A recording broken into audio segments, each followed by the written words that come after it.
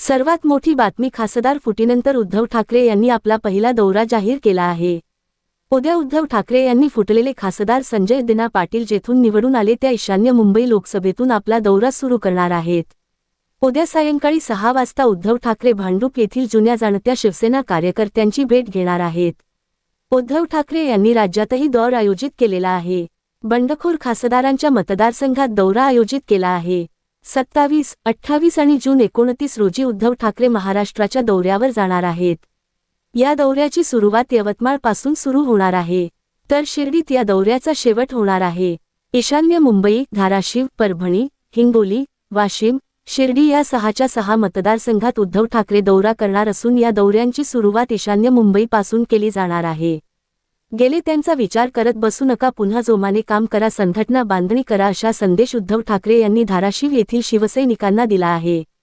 जे निष्ठावंत शिवसैनिक आहेत, ज्यांची लढायला तयारी आहे, त्यांना सोबत घ्या, पक्ष मजबूत करा असेही ते म्हणाले आहेत। संघर्ष करण्याची ज्यांची तयारी त्यांना सोबत घेऊन संघटना बांधणी करा असा आदेश उद्धव ठाकरे यांनी धाराशिव लोकसभा बैठकीत दिला आहे। उद्धव ठाकरे साहेब यांनी आजच्या बैठकीत मार्गदर्शन केल्याचे माजी आमदार रमेश कोरगावकर यांनी सांगितले। रक्ताचे पाणी करून एका व्यक्तीसाठी काम केले आहे। काही लोकांनी भाजपच्या विरोधात शिवसेनेचे उमेदवार म्हणून त्यांना निवडून दिले असून त्यांना जाण्याचा कोणताच अधिकार नव्हता।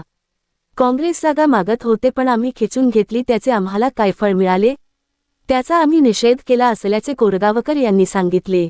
उद्या साहेब घाटकोपर, भांडुपला भेट देतील।